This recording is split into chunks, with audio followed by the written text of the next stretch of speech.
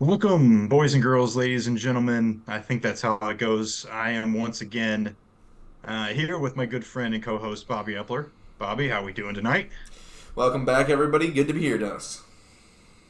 As always, you'll notice that one of our other partners in crime, Derek Rezio, unable to join us tonight. I believe there is a more important basketball game going on at the moment down in Tucson. Is that your understanding as well, Bobby? That's my understanding of the matter.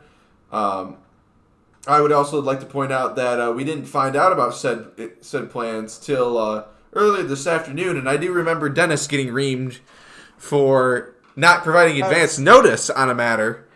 So, Frank, not providing advance notice quite 10 quite minutes after curious, Derek Dennis. provided advance notice. Quite curious, Dennis. Quite curious. I mean, what do you think the response would be? Let me just walk me through the conversation hmm you'd be having with Derek right now if I hmm was at a Villanova basketball game at this moment. Well, I'll walk you through it. It would go something like this. I mean, complete dereliction of duty. I mean, Dennis not showing up when he should. I mean, flagrant misser of pods. Bob, what are we doing here? Varsity. I mean, the show was gonna have to go on without him, but apparently Dennis thinks basketball is more important than us as friends. I'm sure Okay. it's something along those lines, Dennis. Yeah, I mean, okay. I mean, I rest my case. I rest my case. I don't think I really need to add And plus, we anything else. got Oh, two I have one weeks, more thing. 2 weeks in a row, Dennis. We're gonna have to go. We're gonna have to go solo probably 2 weeks in a row. And that's true. That's true. I mean, we might as well just tell the people now so that they know they know what they're going to have to deal with, you and me, for the next little stretch here, apparently. I do have something else to say, though. I do have something else to say. Go Sure. Utes, baby. Go Utes. Um, I don't know. I don't know what they're like. It's not fire up. I wanted to say fire up, obviously. Fire up CMU. I don't know. I don't know what their thing is, but whatever it is, I'm in support. I mean, Derek. I mean, it better be worth the money and the time, Derek. I I mean, hope it's a good game. Bobby, think about that. He blew us off to go watch a team that just lost to Stanford last weekend, Bobby, in basketball. Wow, wow. To Stanford. I mean, I can't Can you say I know. believe it? I can't say I know too much about the Utes, but I was hoping for at least a ranked matchup. You know, if he was gonna miss the I pot. mean, correct. We might have to keep up with some score checks as we go through the podcast tonight because I Sure, think it's sure, early. I think it just got underway a few minutes ago. sure. Derek, hope you enjoyed yourself. All right. Well, I mean, with that out of the way, I don't really think that there is any other place to start other than the game we witnessed last Sunday night, and We that did. would be the Super Bowl. hmm And that would be the Chiefs defeating the Eagles by a score of 38-35. Everybody already knows that, old news at this point. But I watched the game. Bobby, you watched the game as well.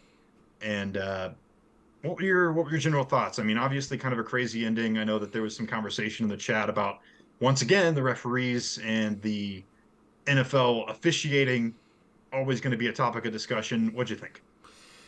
You know, I think that this game was kind of everything that I hoped it would be. As a fan with really no horse in the race, it was a close game. It was entertaining. It was a game that we went into the week with a 1.5 point spread and came out very, very close to that. Um, it was really great seeing, um, the teams execute at an extremely high level. I think that the Eagles obviously jumped on the Chiefs a little bit early. Um, it looked like it had a potential to be a runaway at one point. I was getting concerned that the Eagles were going to kind of run away with it, just based on the first couple of possessions there. Just because it is the Super Bowl and every possession is magnified to the umpteenth degree. Um, However, that fumble that was returned to the house kind of changed everything on a dime for the Chiefs. And from there, it was back and forth action. I mean, it came down to what we kind of talked about last week, Dennis, or I know that you brought up, is that the Philadelphia Eagles are going to have to get pressure on Patrick Mahomes. They're going to have to make that ankle work, which was kind of re-aggravated. It looked like kind of during the game at some points, and they really did not move him off his spot. They allowed him to sit back, dink it, dunk it down, do whatever he wanted. Um, and that was that. Travis Kelsey, was able to, when they needed a play, get free for a play, and especially in the first half. Often. And it really didn't seem like I mean, the Eagles had anything to say about it on defense. Bobby, how many times did I say that pass was being completed to some invisible body over the middle of the field, some Correct. dead man out there walking, catching passes for the Chiefs? Absolutely ridiculous. I don't know if I said it on the pod last week, but Travis Kelsey dead to me. So, I didn't know that. I didn't know who was catching passes out there. Turns out that he was still on the field.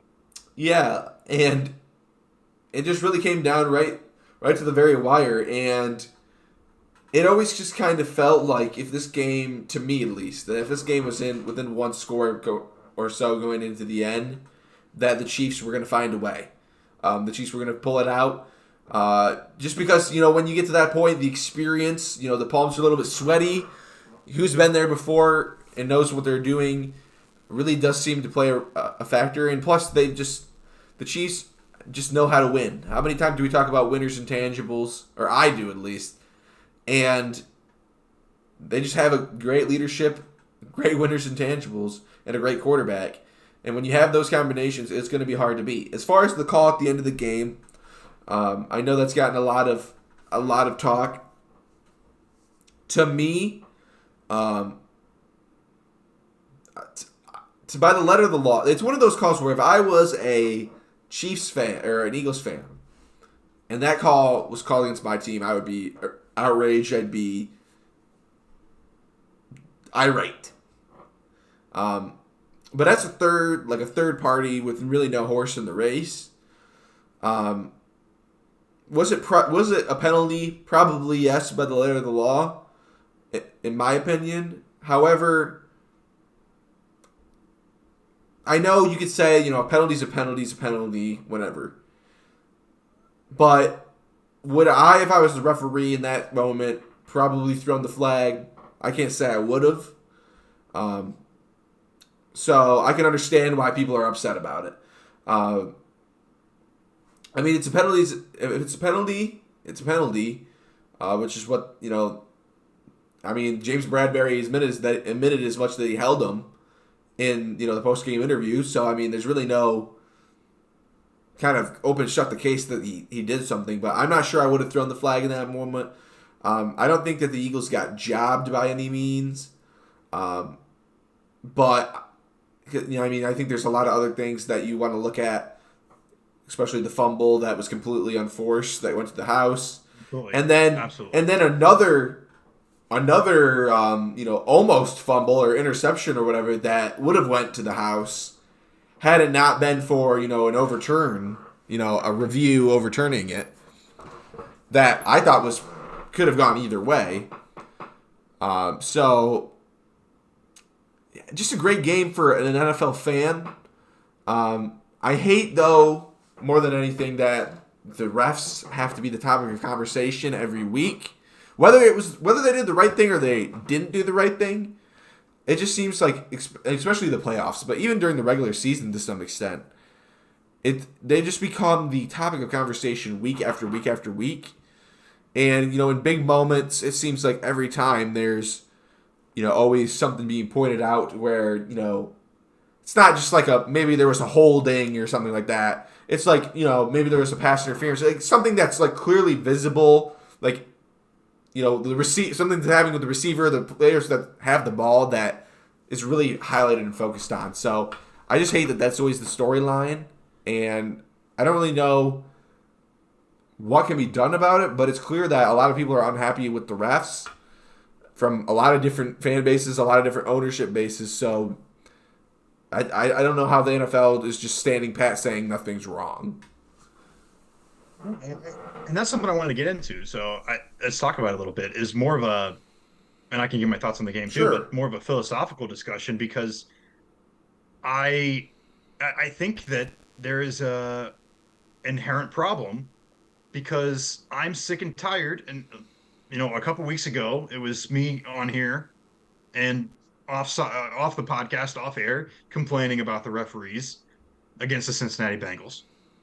And I recognize that if I was a Chiefs fan, I would have had zero complaints whatsoever on the things that I was sitting here complaining about, and that a lot of neutral fans, I felt like we're on either side of the coin. And then once again this week, we have a controversy on a holding call, which sure, you know, he said it was a hold. It's kind of closed and open and shut case.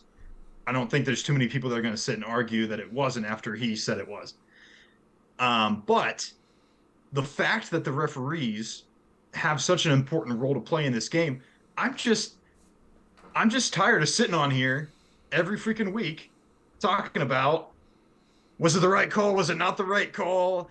It always comes down to these subjective things throughout the course of a game that nobody really knows. And sometimes it's penalties. Sometimes it's, the tuck rule. Was that a forward pass or not? Was it a catch or not? Did he have possession before he hit the ground? Does he have 2 feet in bounds? And I know that it's not a problem that is like, oh, they should just do this and fix it. Like, there's no easy solution to this, but it is so frustrating as a fan of a game to have to talk about things that really don't have any relevance to the game or the players playing it. Like, it's such a subjective topic, and I think you already said it, but it's just frustrating. It really is just frustrating, and it's not just the NFL. You've got subjective calls in most sports. Fouls in basketball are heavily debated, especially in the big moments. Baseball, every single pitch could be a ball or a strike, and there's debate on whether it should be or shouldn't be. I mean, this is not just a football problem, but it does seem to have a bigger role in the playoffs, as it should, and it just makes it harder for me to watch. Honestly, it was hard to watch at times. Yeah, it's really hard. This like the ref discussion is really hard for me in a lot of ways because on some sides of the coin, especially when it's your team, right? You're like, how can we get like we fight hard all game, we had it in the bag, what have you, and Exactly a right. third party just comes in and jobs us. It feels like it. It feels like it's just the world is set up against you, kind of, or the game is set up against you at that point. I know I felt that way many, many, many times. Watching Lions football. Go on YouTube. There's compilations of calls that people were mad about like that from the Lions. However, at the same time, it does maybe this is a little bit too philosophical, Dennis, but at the same time it gives me like a sense of unity with the people that like endure that. Because, of course, every, after something like that happens, everybody's always talking about, like you said, they're talking about, was it the right call? Or, if you're Lions fans, you see something like that, or if you're Eagles fans in this instance, oh my gosh, we were jobbed, whatever it may be. And then that kind of, fuels the mentality of your team and, your fan base, going into, the next, year or whatever it may be, or the next week. And there's something about that that's inherently kind of fun because you would hope that sometimes that's going to bounce your way and sometimes it's not going to bounce your way and sometimes it seems like there's and of course to every fan base it always seems like it bounces the other way more than it bounces your way, but at the same time it's cool that those moments and with any sort of hardships, they bring people together in a fan base kind of way, and it's always oh, do you remember the playoffs against Dallas when they picked up the flag against or whatever it may be, and it's Trying to catch it, and then it's and then it's a whole conversation about, and it's it brings everybody in agreement, it's everybody that's Lions fans of course we were jobbed and it's fun, but. That's an it's excellent just point. it's a That flip really side is. of the coin because at one side it gives you that looking back on it, obviously this is not in the immediate moment. In the immediate moment it's outrage, but when you look back on it it's okay, what could have been in a way, but at the same time it's it's a moment that all the fans know about, all the fans can talk about. Something that like kind of brings them together.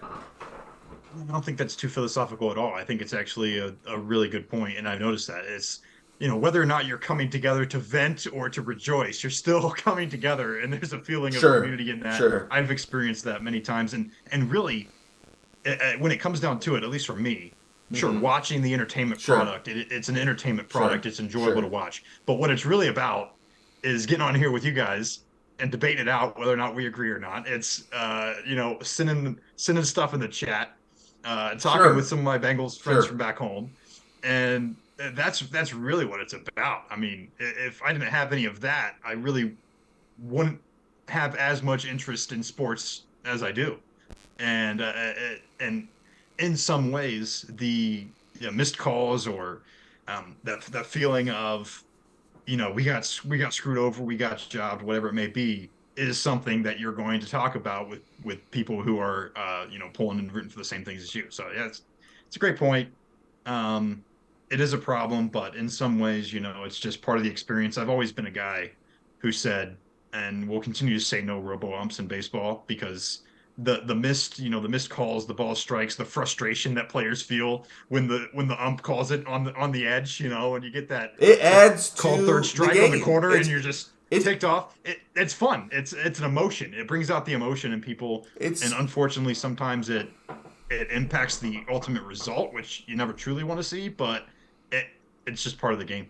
and that was like at the same time, that's part of the reason like I was kind of upset when they incorporated replay in baseball to some extent because in baseball managers coming out of the bullpen or coming out of the dugout and arguing Oh yeah, calls and talking to umps, that was as part of the game. That was normal commonplace activity. Everybody did it. It was it's just a part of the game. If your team got jobbed, you were looking forward to Jim Leland, let's get out there and that's let right. them know That's about it, let right. them hear about it, that kind of thing. And that was just kind of it was a fun moment. Sure, like you said, your team might have been on the bad end of a call, but a few times you were probably on the good end of a call as well. But at the same time, it was like everybody was like, it was drama. It was like you said, it was entertainment. It's part of the game. It's gamesmanship. It's what it is. And like you said, that's why it's when you, and not to say that replay doesn't have its place, because there's a certain line where there's a certain point where like human error becomes so bad at some points that it just ruins the experience on the field, right? The the Roby Coleman play where he comes in, makes a blatant pass interference, they don't call it, and the Rams end up winning the game or whatever. I know people can probably remember that moment a couple of years ago. When you get a moment like that, that just ruins the product for everybody because people are like, yeah, like even the fans on the team that are benefiting are like, we got away with one there. It feels good to win, but like it doesn't feel good to win like that. Like it feels a little bit less good to win like that. Absolutely, And when absolutely. you take away referees, like umpires or referees to some extent, it does kind of kill some of the drama, some of the intrigue, some of the thing that makes like it takes away from what makes the game the game. And I think, no, not to be too long-winded here, but this is another reason that I think that team sports will always be more popular than like individual sports like tennis or golf, is because there's so much more unity in fandom in team sports. Like there's like always a sense of like, okay, the team is only one, representing your area, but there's way more shared experience. There's way more memorable moments. Like you said in golf, there are some really really cool shots and really really cool like storylines that follow, but like there's not as many moments for a casual fan to like think back and be like, oh, that like do you remember this? Like there's a couple like when Tiger won the the Masters after coming back. that was one of those moments where it's like everybody, whether they cared about golf or not, they knew that like Tiger had came back and he did the impossible, right? But everybody seems to know, like everybody wherever always seems to know about, the crazy, like the LeBron got, smacked on the arm. They didn't call it. Like, even if you're a Lakers fan or not, that you're hearing about that. You know about it. And there's so much more, drama and intrigue that comes along with that, which I think kind of, I mean, there can also be a discussion to be had about, like, it's a team versus an individual, which there's some very philosophical stuff I can go into about, the struggle in that, but I think that kind of adds to it, Dennis. And you have a good point. There's a reason, and this is just what I was thinking about while you're talking. There's a reason that the President's Cup and the Ryder Cup are so popular. There's a reason that those events are so much fun, and it's because it's a team sport at that point. And sure, you're still playing it individually, but you are paired up with other people. You're playing best ball, in some cases alternate shot, and it's United States versus Europe, or United States versus the rest of the world, or whatever those. There's other events outside of those two. Those are just you're representing something there's bigger than yourself. So fun. And correct, and that's really what sports are all about. And I understand I'm a big golf guy, so I do also enjoy personally the individual component. But I understand the aspect of it's harder to get behind because you have, like, every week there's 130 guys going out there teeing it up, and I mean, you just can't. The number of true wins that an individual has outside of Tiger Woods and Jack Nicklaus can truly accumulate over a career is pretty small, because it's so hard to beat 129 guys every time you tee it up. Sure. It's just not going to happen. Even the greats miss the cut every other week, usually, or every few weeks. And it's just hard to be a fan of one particular guy because they're just not going to be as dominant, and it's not a 50-50, quote unquote 50-50, like you have when you're going, mano a mano in team sports. Our team against your team, we always have a shot. So there's that aspect of it. I do think that on the rules side of things, and I was talking to you and Derek about this a little bit last week, it is, at least for the most part, less subjective in the rule implementation department. But that doesn't really have anything specifically to do with it being an individual sport. It's just kind of the nature of the game that makes it that way, which is one of the reasons I love it. But to circle back real quick, because we were talking about baseball and umpires. Sure. One of the best games I've been to was, and I think you'll remember this game, Bobby, because I've probably told you about it a million times. Amir Garrett charges the Pirates dugout and has it with Clint Hurdle right there in the dugout. Sure. I'm sitting down the first base line. David Bell comes out, runs over. The bullpen's manager's empty. Yep. It was so, and you don't want to see anybody get hurt, but like that emotion playing out in front of your eyes was such an enjoyable product to receive and witness. And it was like, it fired every bone in your body of like, yeah, go kick his butt, like that. It fired every emotion that you have behind your team, whether or not they were right or wrong, into, go show them what you're made of. And it was all because of, that case wasn't necessarily because of rule implementation. It was because Clint Hurdle is a bumlord who tries to hit players.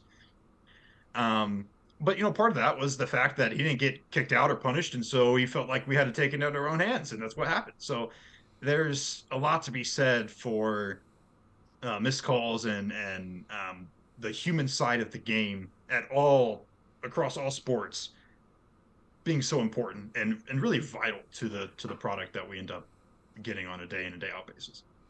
It's the things we remember.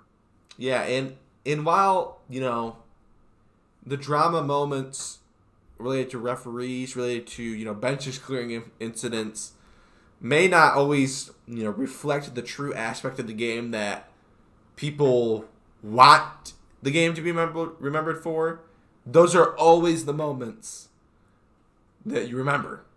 Like you said, you're always going to remember those moments. And sure, there are some crazy, victories and stuff like that I'm sure you remember too. But it's a lot easier to remember a moment that's, drama filled where you like you said you were fired up because at the end of the day your team is like your boys. Even if your boys are in the wrong, you still got to have their back. It's just how it is. Right or wrong, you got to ride with them.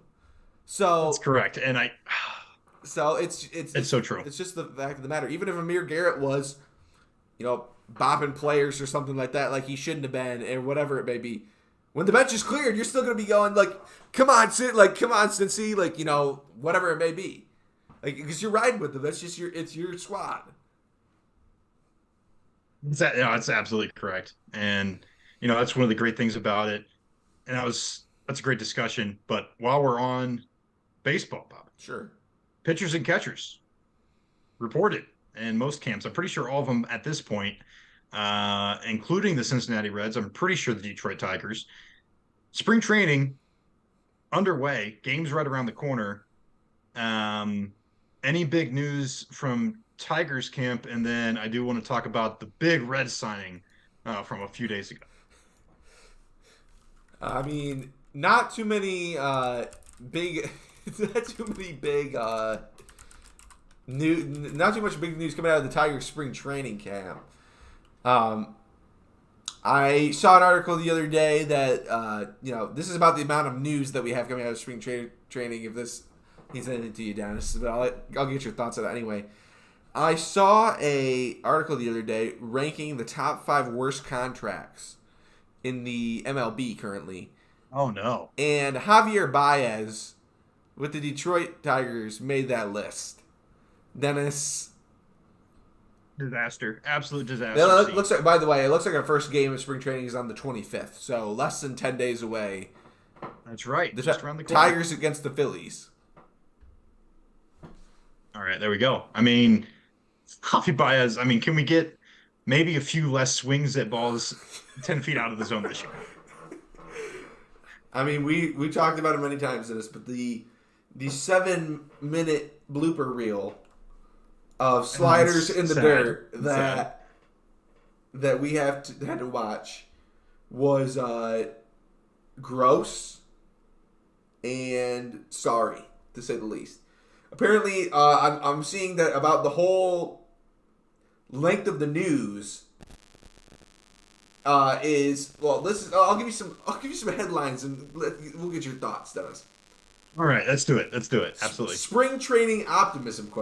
9 years into rebuild, Detroit Tigers fans left hanging again. Oh no, Bobby. Oh no. 9 years. 9 years into rebuild. And this is what we're talking about. Detroit Tigers, Miguel Cabrera arrives to spring training with new look. That's our news. That's the big headline. That's the big. Oh no. That's the big headline out of camp right now. Miguel Cabrera showed up, and he's in good shape. I mean, he's in good shape for his last season. Correct. He's and ready to he go has a on a man high bun. Oh no. Oh no. You know what's funny is that's exactly what I pictured when you said new look. I don't know why. It's exactly what I pictured. That's dead on. Yeah. I saw an article, I think it was today, maybe it was yesterday, and it was just about things to keep track of during spring training and all camps. And it was basically, is Spencer Torkelson going to turn it around for the Detroit Tigers? Yeah, well, that's a great question because we are on serious boss to watch currently. After a darn near full season of baseball at Major League level. I understand it's only one season, but the man had to get set down to AAA halfway through his stint with the call-up in the majors. Because he was I wasn't too shy about dropping him pretty early on in the fantasy baseball league. Correct, and that was a correct call. Good decision. I'm still not sure that we signed anybody to complete our infield. I'm pretty sure we're just going to rely on more pretty much raw rookies again to try to carry us. That I have no idea if they will turn up. Our pitching staff, like I said, is an infirmary ward, and filling Henry Ford Hospital to the brim. And yeah, 9 years into the rebuild, and we're left hanging again. That says pretty much all I need to say for the. How's the recovery going? Are we going to have Casey Mize? Are we going to have Was his Spencer Turnbull? Spencer Turnbull Where are should be these guys back. at? Okay, there we go. Spencer Turnbull, I believe, should be back rather quickly. Mize, I think, is going to be quite a bit. Yeah, his Tommy John was later in the year, so I would imagine that recovery is a long process. Yeah. Let me see what I can find for news on that. Um, apparently look, there's news coming out that Casey Mize, in addition to his Tommy John operation, also had back surgery. So that's I mean, that's encouraging infirmary stuff. ward, infirmary ward. Oh no, That is just great stuff. Yeah, he had Tommy John on June 15th, so we probably won't be seeing him for some time. But zoinks. absolutely yikes. Yeah. Now, Bobby, there was something said a couple days ago Sure. by our good friend Derek Rezio, Yep. and I want to get your thoughts on. He does like to say some controversial things. Yeah, and he's not here to talk about him. Sure. Unfortunately, Sure. as maybe we should check in on Arizona basketball. We got a 43-28 lead. I mean, absolutely blowing out the Utes. I mean, who wants to go watch that? Come on. There was a comment about the Reds bullpen, the Cincinnati Reds bullpen, Yeah, sure. potentially being the worst bullpen in baseball. And I really wanted to fight him on it. Mm-hmm. I Yep. really did. But I don't know how you can defend yourself after you sign Daniel Norris to increase the talent in your bullpen. And you know what? He might just make the bullpen better. And I have no idea how that's even physically possible. Looking at some stats here, last year, split between Chicago and Detroit, 5.22 ERA in 41 games. 2-4. Let's see what else we got here. 66 strikeouts. And unfortunately, 29 walks. So that's actually not that bad. That's not that bad. 11 homers given up. Bobby, you had some experience watching this guy, albeit only in about 14 games, it looks like. What are your thoughts on Daniel Norris and the success of the Reds bullpen? Well, Daniel Norris, I will say this, Dennis, is he's a very consistent pitcher. Consistent, not the word you want to hear come out of your mouth. Very consistent work from Daniel Norris in that he will consistently give you about a 5 to 6 ERA on a yearly basis.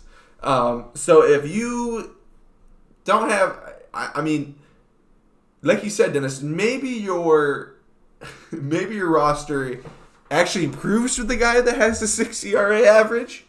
He definitely is a veteran, so maybe that's. Oh my gosh, Daniel Norris was with Detroit from 2015 to 2020. Yes, and then left for a brief stint in Milwaukee and Chicago. Then came to Detroit, Bobby. correct. He came back home. Yes. How did I miss that?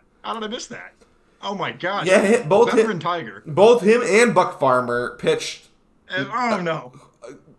A lot of ball. This guy we're relying on. A lot of Next ball guy we're relying on for unbelievable. the Detroit Tigers during our 9-year rebuild. As you can see some reasons why that rebuild has. It's briefcase Joe on the market, Bobby. He's already we been just bring in the whole dang pin. He's Oh shipped. crap. We already shipped him out. He was a trade asset. A team actually wanted him. I think Jose Urania. Bobby. Jose Urania. I mean, he was pitching actually some meaningful innings for us. I'm not gonna lie. However, I mean, when you're relying on the likes of, Reaver San Martin, Oh my God. Connor Overton, I mean, Casey Legumina, Levi Stout. Oh. These are some guys that I'm seeing on this. Brandon Williamson. I mean, I don't even know these. I guess I can't bash some of these guys until I actually see them pitch. And Lord knows I will have plenty of opportunity to see them pitch due to MLB freaking blackout restrictions that never allow me to watch any games. I'll be mooching off of Dennis's MLB TV and watching the Reds stink up the joint and texting him about how Reaver San Martin can't throw a strike. This is so much off topic, but I don't know if you saw this. Maybe I should save this for a winners and losers segment, but I just thought of it. There is a potential actually for, I believe, if I read it correctly, blackouts to end because Bally Sports, Bobby, Bally Sports, who owns the marketing rights to broadcast like Yes, 19 yes, yes, MLB teams, including, I'm pretty sure the Tigers, I know the Reds, yes. The Tigers. is owned by Diamond Sports Company or Diamond Sports Group, who is about to go bankrupt and essentially lose their rights to broadcast Major League Baseball, in which Commissioner Rob Manfred said they have a alternative solution in the works, which might result in no more blackouts. I mean, this could be massive turning point. Diamond Sports Group might be missing payments to MLB teams, and they might be going out of business. This is we'll see what happens. I read this like 2 days ago, piqued my interest because Bally Sports screwing us over the blackouts left and right. Yeah, no kidding. And I'm sick and tired of having to watch. Like, if I'm going to watch a crappy team, let it at least be my own crappy team. I don't want to have to That's watch. right. That's right. I don't want to have to watch the Reds because like they're the only team I like besides the Yankees that I kind of have a vested interest in. Just because like I kind of want to see how the Reds are doing, just so I can talk to you about it. Yeah, because we have that Reds connection now.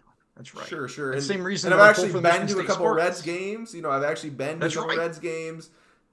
Throw my blood, sweat, and tears behind them. Kind of thing. So I do like to tune in, but like every day. I mean, come on, Bally. Let's sell the rights to who they belong to, and let's get this on MLB TV. Thank you. Next thing you know, it'll be Apple TV probably that buys them, and then we'll never be able to see them again. True. True. It's going to be completely off the table. Not even close. Unbelievable.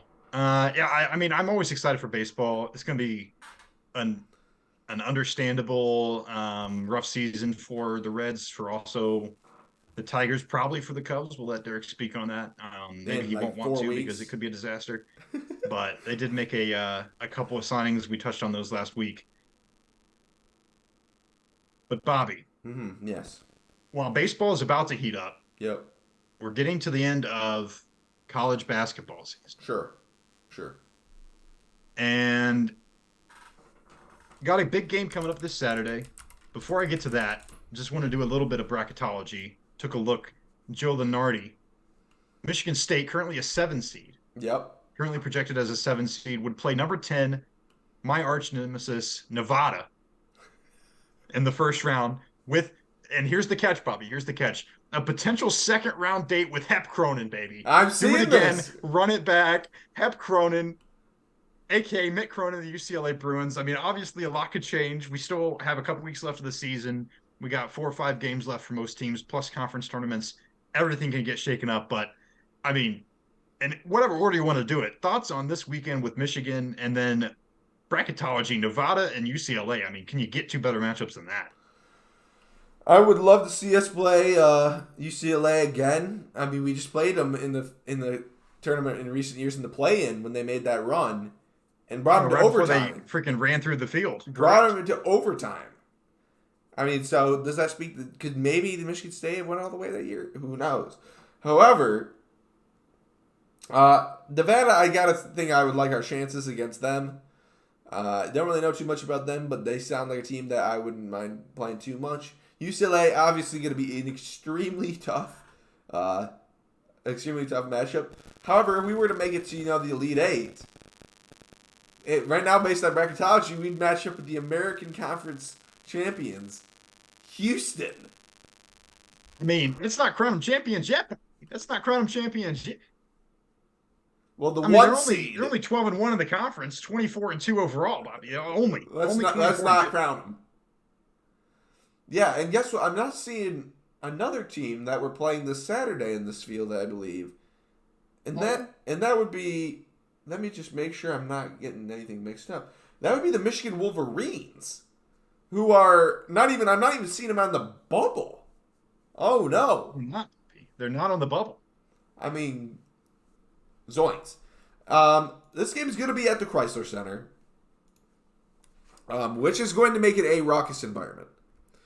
Plus, with the given events that occurred at Michigan State this past week, I'm not really sure how that will play in to potential mentalities. Obviously not important at all, but in a normal week they may have had regular practice or something like that. Obviously, those things were likely canceled and pushed back for good reason with extraneous circumstances. But obviously, this whole situation may have them out of their rhythm. So I'm not really sure how that will play in to a potential matchup on Saturday. However, given all things remaining as they were, prior to any outside factors,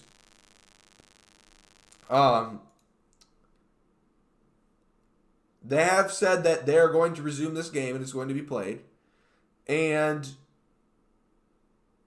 I gotta like our chances.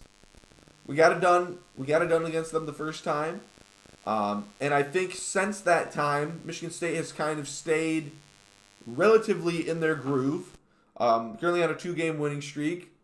Would have had a game against Minnesota, but that got postponed. But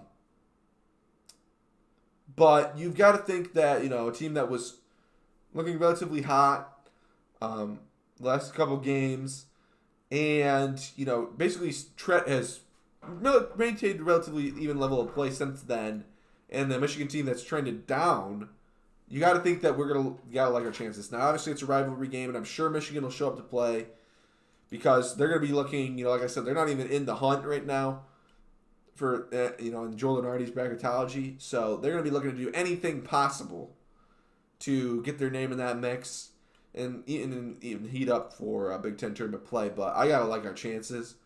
If we can hold Hunter Dickinson at bay, or at bay rather, I really question who on Michigan's roster is going to beat us, because a lot of the supporting cast has not shown the ability to rise up at times that were needed. So yeah, I'm just plain and simple liking our chances. No, I think that's completely fair. I think I heard today Tom Izzo saying essentially, and correct me if I'm wrong, um, it's important for the university that we play this weekend, um, essentially, and obviously, first things first. Prayers to that situation up in East Lansing, Correct. really heartbreaking.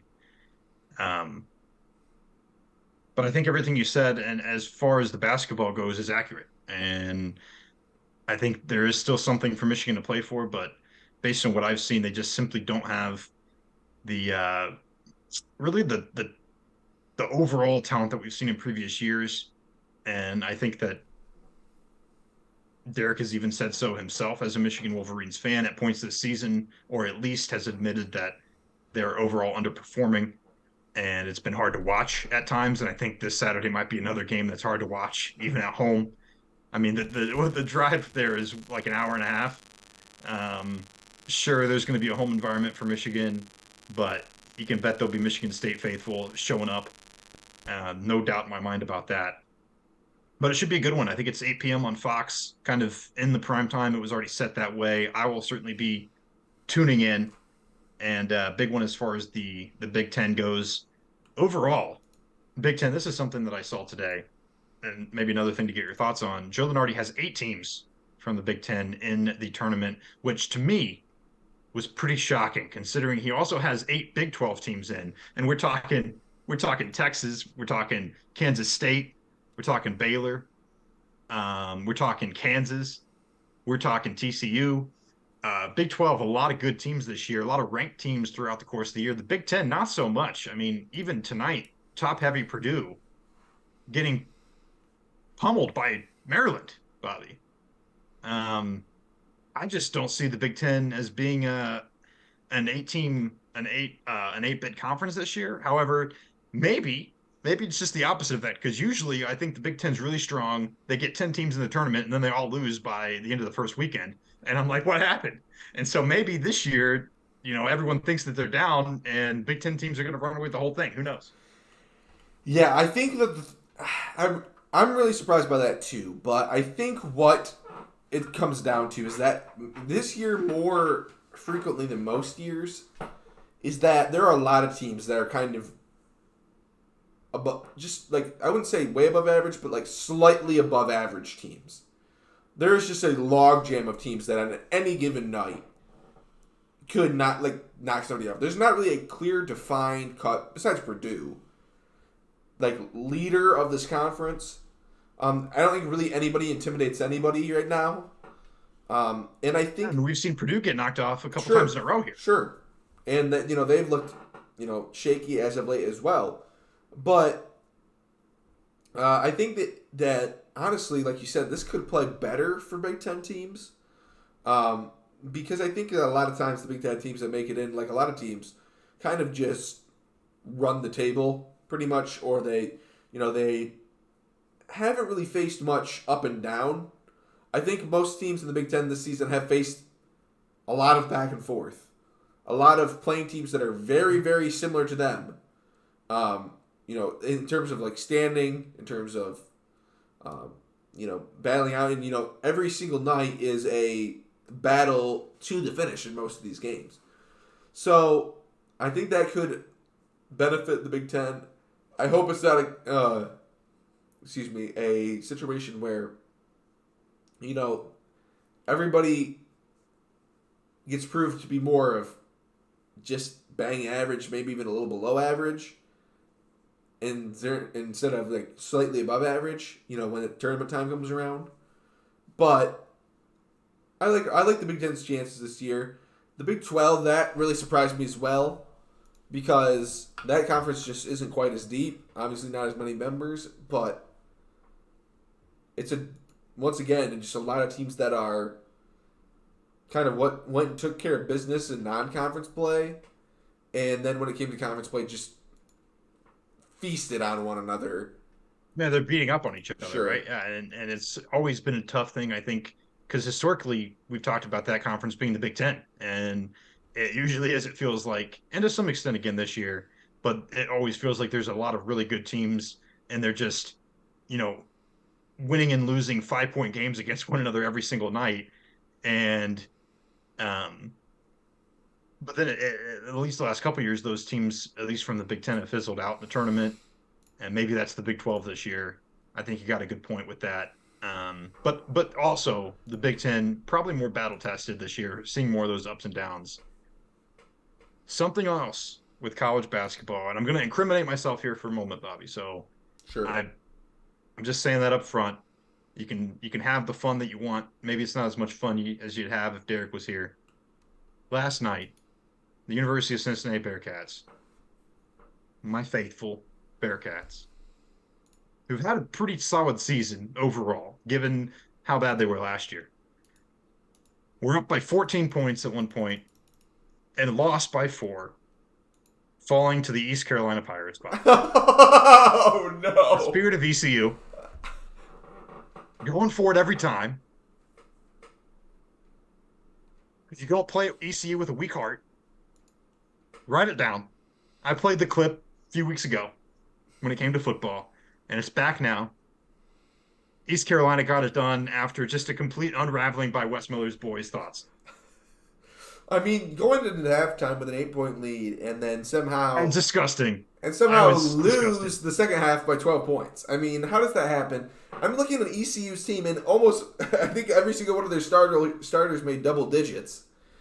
Yeah, it was literally just they all dropped like 14 each.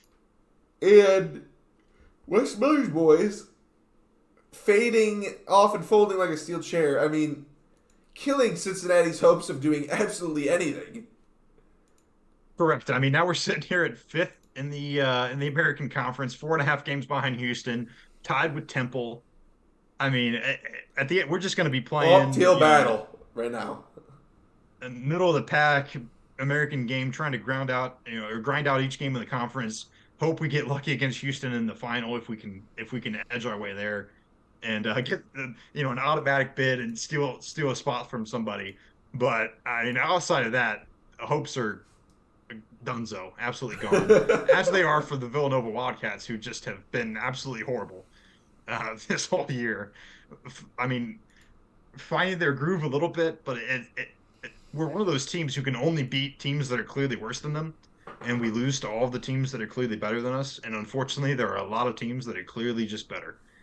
Um, I mean, we that's just the end of the I argument mean, right where's there. Jay Wright, Dennis? Where's Jay Wright?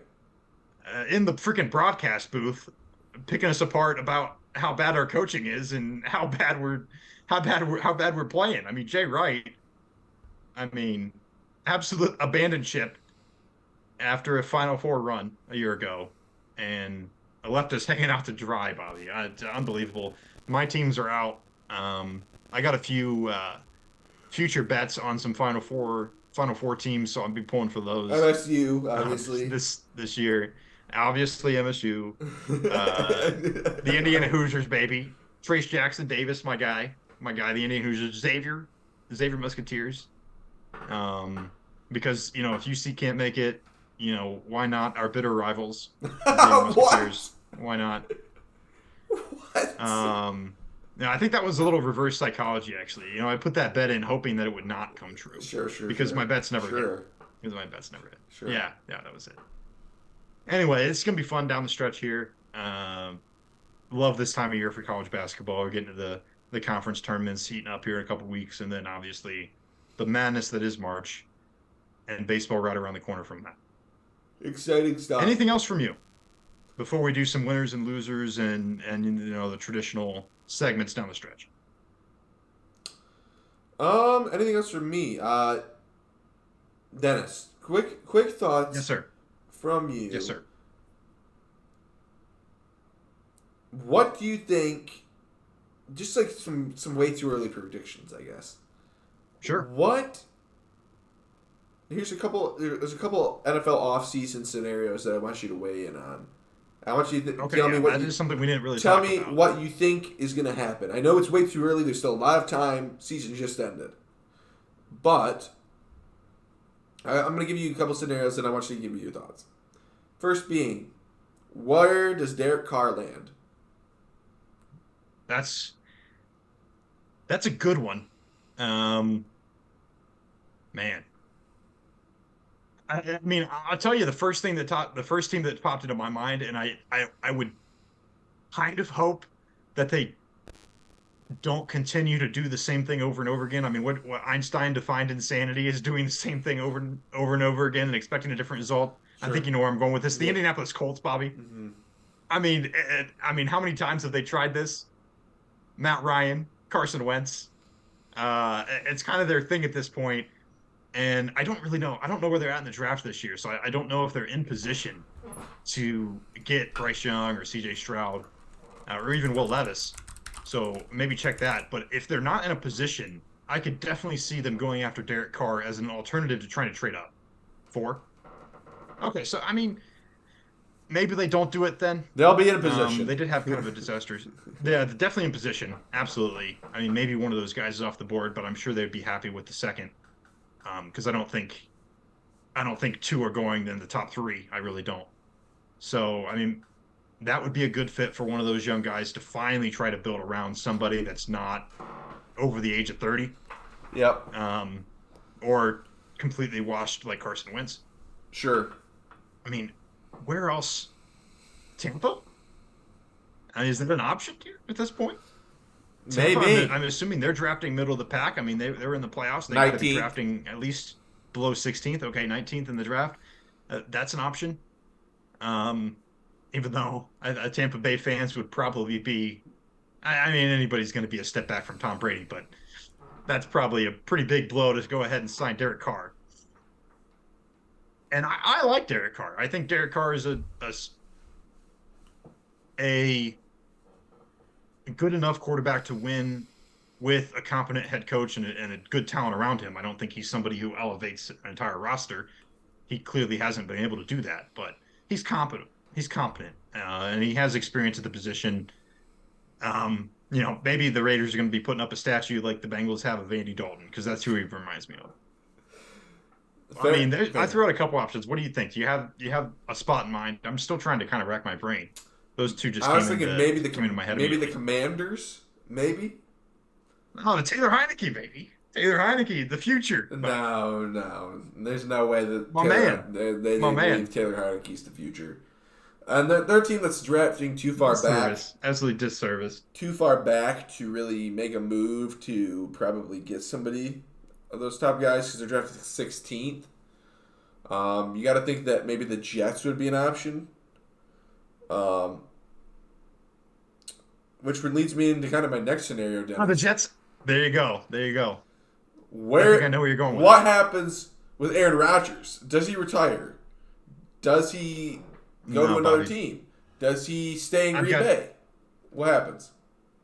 Bobby. I got four letters for you, and you know what they are. It's Jets. Jets, Jets, Jets, baby. Aaron Rodgers, number one, is not going to be allowed to go anywhere in the NFC. They're not sending them to another NFC team. The Jets, Bobby, have everything that you need to win. They really do, except a quarterback. And it seems too good to be true, but the talent that they have on defense, the offensive line, I think could be improved, but isn't horrible if I have kind of remembered things correctly. Um, Obviously, Garrett Wilson, Elijah Moore is still there, and I think he still has some upside if the Jets bring in a competent quarterback. Don't forget Brees Hall, who was having an outstanding rookie season before unfortunately getting injured. The Jets feel like a team who can compete, especially in the AFC East, which, a lot of teams in the AFC East, I mean, with the exception of the Bills, but maybe you could throw the Bills in there, have their problems and have things that can be exposed. And the Jets are really right there. They were in the playoff picture for a long portion of the season, darn near snuck a wild card. And if you had Aaron Rodgers over Joe Flacco, Zach Wilson, and Mike White, I mean, that team's in the playoffs. And when it comes down to it, I think they're willing. I think they would be willing to give what you would have to give up to convince Green Bay to move on. And honestly, for Green Bay, if you're not going to trade Aaron Rodgers, you're not going to be able to hold on to Jordan Love. Which, I mean, if you don't think that Jordan Love is the future anymore, then I guess that's a price you're willing to pay. That's fine. But you drafted this kid for a reason, and he's barely been able to see the field. He's not going to sit back there forever. And I think he's even kind of made some comments along those lines of like, if I'm not going to get to play, like there's teams that at least give me a chance. And so I'm going to get on out of here. So I see Green Bay making the deal. I think it makes perfect sense. And and you know, because I've made some comments about the NFL being scripted, I would be a fool not to say, I mean, Brett Favre 2.0, Bobby. Brett Favre, it was the exact same situation, came right up behind, or Aaron Rodgers came right up behind him. He was done with Green Bay, had his problems, went to the Jets, ended up back in Minnesota before the end of his career, and it feels like a storyline that's going to happen. I would agree. And last but not least, Lamar Jackson. What happens with him? Oh, if you want me to be as unbiased as possible, I even my unbiased self thinks that there's a pretty good chance that Lamar Jackson is not in a Baltimore Ravens uniform next season. Obviously, my biased self wants him out of the division because he's a good player. He is. He's talented. Um, and he helps his team win games when he's on the field. Obviously, he has not been able to do that a lot recently, and as we know, the best ability is availability. But I think that there is just some sort of there's a distance between I think the Baltimore Ravens front office and Lamar Jackson that I do think is going to be difficult to cross. But at the same time, I think based on at least what I've heard about Lamar Jackson and his personal contract negotiation techniques, that I think it's going to be hard for him to convince just about anybody, uh, to truly fill what he's requesting. So maybe it just ends up being that Baltimore and him find a halfway point since they're already, in those talks, and a lot of people in management seem to think and seem to be pretty confident that he is going to be a Raven come the start of next season. We'll see how it pans out. Um, uh, it probably gets done, but it it's going to be a hard road for him, I think, if it doesn't get done with Baltimore, because I don't know really who's gonna be like, next in line. That's fair. Very, very fair. And with that, Dennis, I have another more. So you can go ahead and take it All away. right, yeah, that was good stuff. I obviously we'll get to some draft stuff at some point too. The NFL is really a year long business. They've Sure. done exceptionally well at I think at scheduling out their big events on the calendar to keep everybody engaged for a full 365. It really feels like Super Bowl ends and now we're talking off season, people getting, released from teams and draft right around the corner in April. Winners and losers, Bobby. Who is your winner for the week?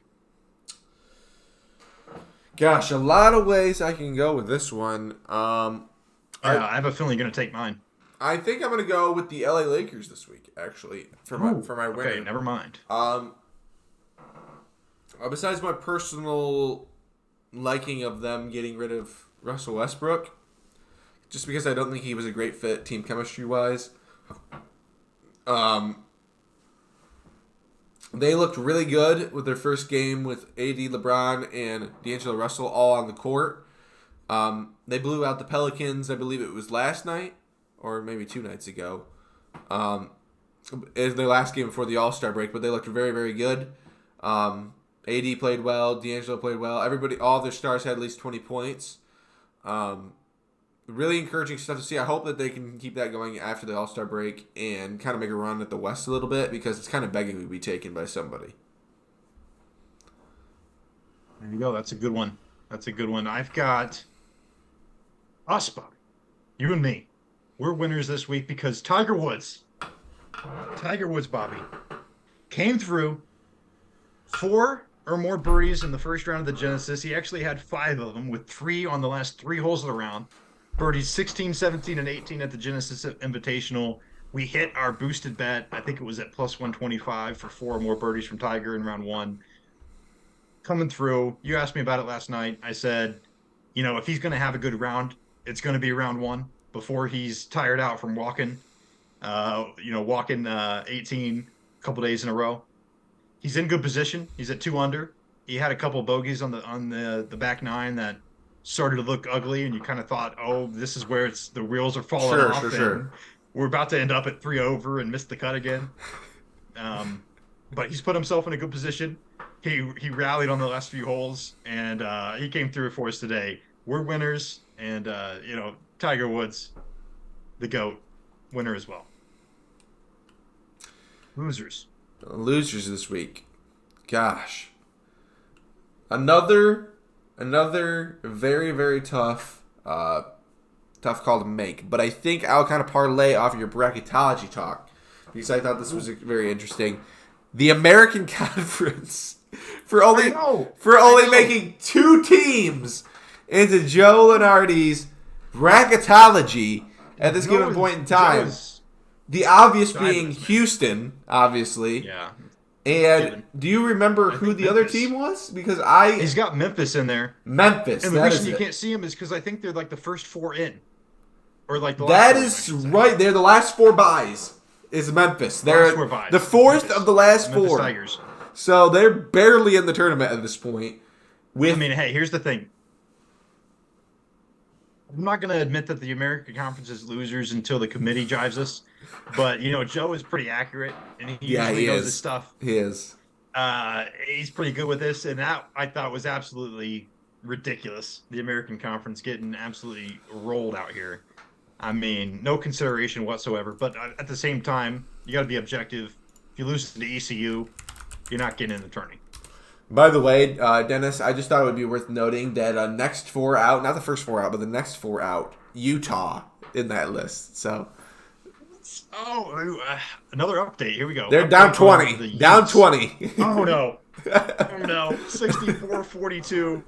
The Arizona Wildcats pouring it on at home down in Tucson. Derek, hope you're having fun. Yes, sir.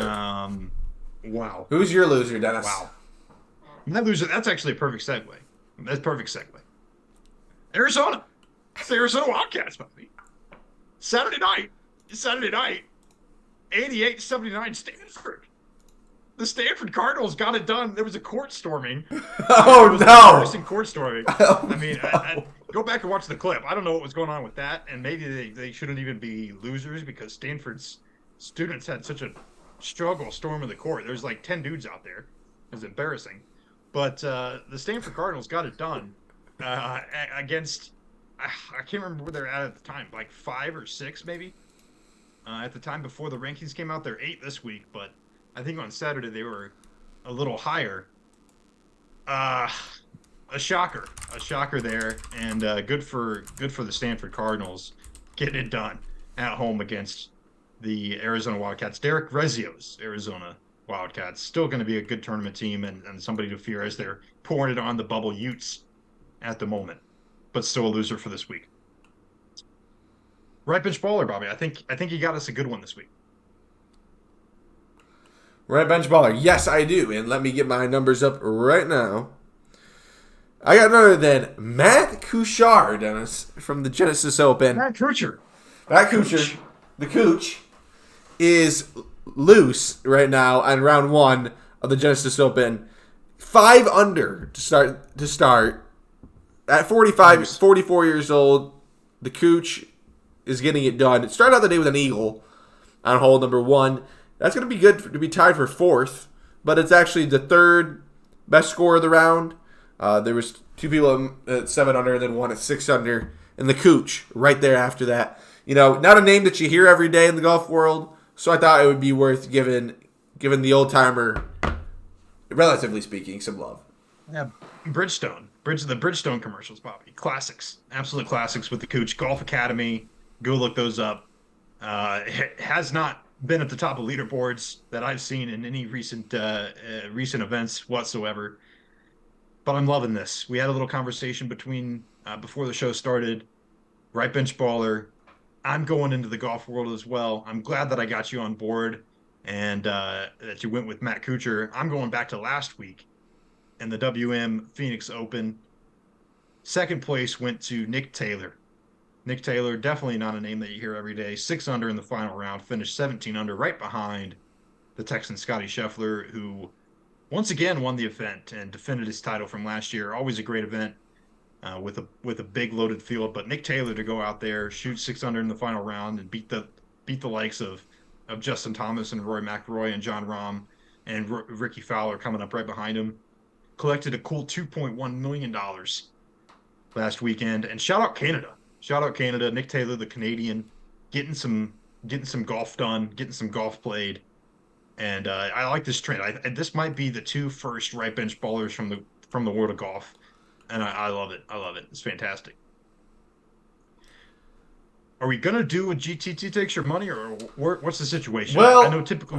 it's a little bit interesting because we normally don't when Derek is around, but I'm gonna kind of do a fun one, just because it is kind of not official, not official, but it's and you'll see why it is not official. But I actually wanted to get your thoughts on who's going to win the NBA All-Star game.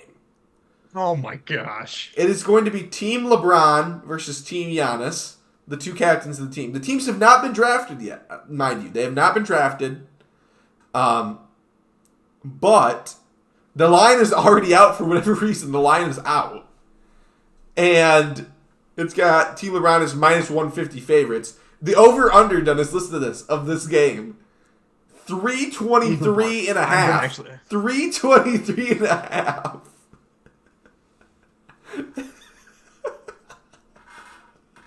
Bobby, pain. Can you see the pain on my face? Can you see the pain on my face?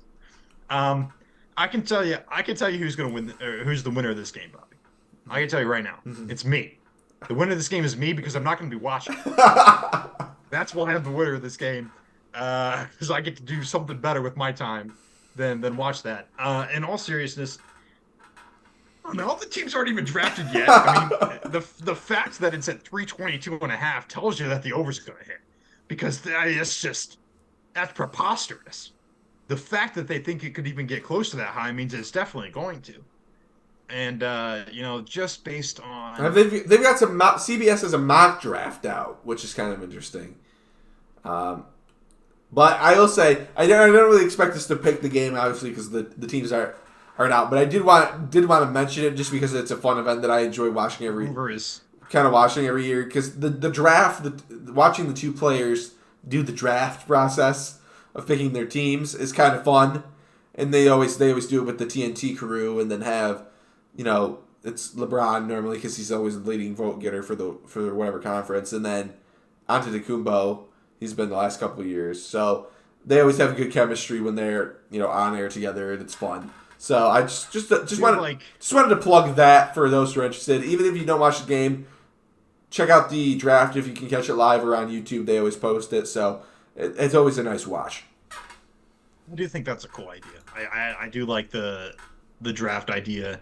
I think that's a good way to get more people interested and just adds another component to it. And I wouldn't mind seeing a lot of other sports sort of take up something similar for all-star games or whatnot, things that are kind of just, league events that don't necessarily matter as much. I think it's pretty cool. Sure. And I do like Giannis. So I think he's a good personality in the NBA, really talented, obviously, and um, one of the guys that I would say I pull for more in the NBA than others. So we'll go with Team Giannis for the heck of it. But I don't even know who's going to be on the team. So That's fair. who That's knows? fair. Dennis, am I good to give the social media plugs? Yeah, I think it's time. I All think it's right. time. At Garbage Time Takes on Twitter, at Garbage Time Takes on Instagram. Please feel free to like, comment, and subscribe on this video. Shout it out to a friend if you have someone you think you'd be interested in the pod. And, of course, please feel free to check out the link to our website in the description below, where you can find some written articles and content that we have. Of course, I know all you golf fans will be very much looking forward to Dennis's Masters article, which he has promised Right. is on the way. We have a guarantee, absolutely guaranteed. We're in the works. I know I've said that about some articles in the past. This one's going to get done. It's super important, and I'm going to make it a yearly tradition to preview all of the majors, but especially the Masters when it comes around in April. You already see the commercials out. Just Tradition like no unlike any other. other. I A was gonna, tradition like no other. Correct. Correct. And you're making a tradition like no other to make sure you get an article out about it, and you guys are going to have to check that out when it comes. And last year we had the winner in the article, Scotty Scheffler, the green jacket.